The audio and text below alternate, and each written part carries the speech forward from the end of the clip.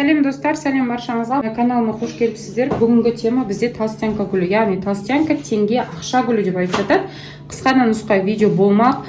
Видеоның соңына дейін қараңыздар. Қай уақытта бұл гүлді суару керек және қайда қою керек деген видео болмақ. Яғни қандай сигнал береді бұл гүл өзіне су жетпеген кезде. Негізі толстянка гүлі суккулент гүлдерге жатады. Яғни суккулент гүлдер дегеніміз мынандай жапырақтарына, осындай жапырақтарының барлығына тамырлары қылқанды болып келеді. Жапырақтарына өзінің суарғандағы суының барлығын жапырақтарына жинайды.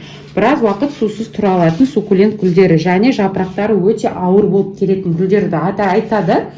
Енді осы ақша гүлі, теңге гүлі деп жатады. Осыны қай уақытта суару керек? Алдымен менің каналыма тіркеліп алыңыздар. Видеоны жіберіп алмас үшін, мені жоғалтып алмас үшін қоңырау белгісін басып алыңыздар. Енді мынандай жапырақтары қатты өстіп басқан кезде толстый болып тұрса, яғни қатты упругий болып тұрса, бұл гүлге су қажет емес деген сөз.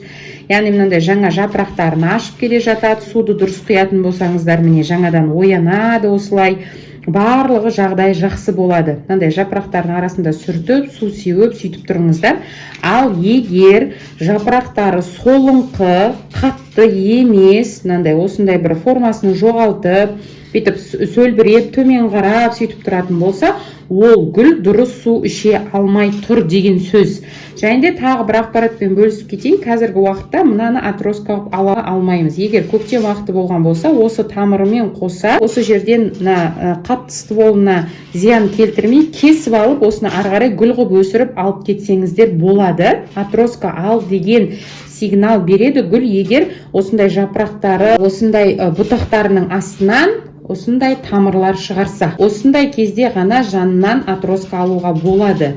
Ал егер қыс уақытысында мынандай жерінен кесіп аласыздар, күз уақытысында кесіп алсаңыздар, үлкен мамочкасы уже страдать етеді. Бұл дегеніміз гүлдің жағдайы өте жақсы. Екінші жағынан бұл гүл үлкейіп, үлкен болып, толстой болып өсіп келе жатыр деген сөз. Осындай екі признак білдіретін болса, енді көктем уақыты февральдың аяғы, март, наурыздың басында осындай тамыр шығаратын болса, ойланбастан жаз шетінен кесіп, ары қарай кішкентай құмыраларға отырғызып қойсаңыз болады. Бірақ бұл уақыт өткеннен кейін бұл жапырақтар алмасаңыз да болады. Отростка өте үлкен дейсін, маған үлкен болғаны керек, сол кезде алып кетеді десеңіздер, онда қараңыздар. Мына жерде осындай қырып жапырақтар түбінен міне өстіп тамырлаған, осындай жапырақтың астынан ол со временем өстіп тамырлары солып, таяқ болып, міне өстіп түсіп қалады. Онда тұрған ештеңке жоқ.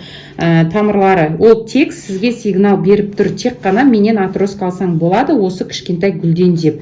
Алмасаңыздар да болады. Жалпы көп деген осы үлкен гүлді мен алмай, үлкен болып өссін деп қойып қойдым, формаға келтіремін деп. Сондықтан мен екеуінен де көктем уақытында да жаздың уақытынан да отростка алмаймын, үлкен қылып өсіремін деп шешіп жатырмын. Сондай шешім қабылдасаңыздар, осындай қылып өсіруге болады. Жалпы берейін деген ақпаратым осы. Келесі видеода кездескенше қош сау саламатта болыңыздар.